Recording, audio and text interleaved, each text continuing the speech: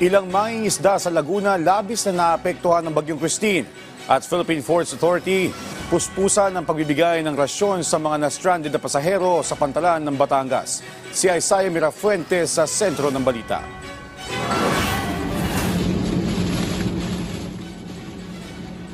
Wala pang undas pero nagmistula ng ghost town ang kalsada ng Malvar San Andres, Batangas. Iilan na lang kasi ang mga sasakyang bumabiyahe dahil sa heavy to intense rain sa probinsya ayon sa Pag-asa. Kaya halos zero visibility na sa nasabing highway. Patuloy pa ang paglakas ng ulan sa Batangas na itinaas na sa red rainfall warning as of 11:05 a.m. kung saan maaaring makaranas ng matinding pag-ulan, pagbaha at pag-uho ng lupa sa lugar.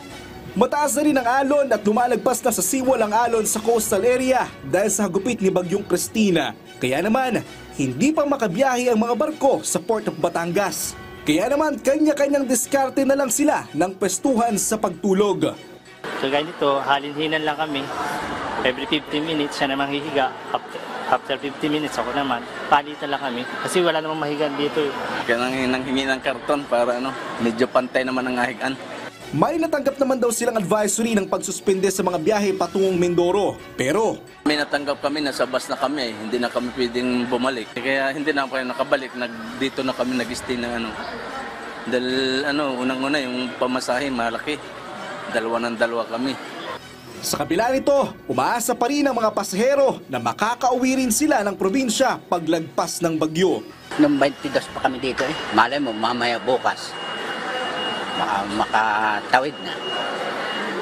Basta may dumating diyan papunta sa Mindoro. Tuloy-tuloy naman ang rasyon ng pagkain ng Philippine Ports Authority para sa mga stranded na pasahero sa pantalan. Ay, maganda naman. Mga ayos. Nakakawalang gutom. Sa Laguna naman, napurnada na ang hanap buhay ng mga mangingisda ng Barangay Playa dahil sa lakas ng hanging dulot ng Bagyong Christina. Kahapon pa lang, ipinagbawal na ng barangay ang pagpapalaot sa Laguna de Bay. Sa ngayon po, nag-announce po kami na wag muna sila pamalaot.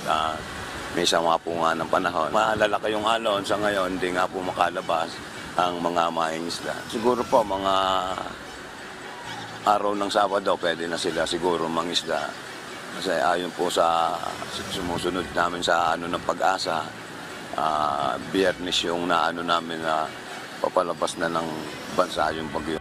Nagsasayawan na ang mga puno sa lakas ng hangin. Bumagsak at nagkalundo na rin ang ilang mga sanga at puno sa kalsada habang binabaybay namin ang daan sa Santa Rosa. Nagtumbahan din ang mga poste na nagdulot ng brownout sa Santa Rosa at Binyan. Nananatili pa rin sa yellow rainfall warning ang Laguna, kung saan maaaring bahain ang flood-prone areas. Kagaya ng mga lugar sa Laguna na malalapit sa ilog, kabilang ang Pagsanhan, Santa Cruz, San Juan at San Cristobal. Wala na rin pasok sa lahat ng antas sa pribado at pampublikong paaralan at asahan na buong araw pa rin magiging maulan sa Laguna. Isaiah Mirafuentes para sa Pambansang TV sa Bagong Pilipinas.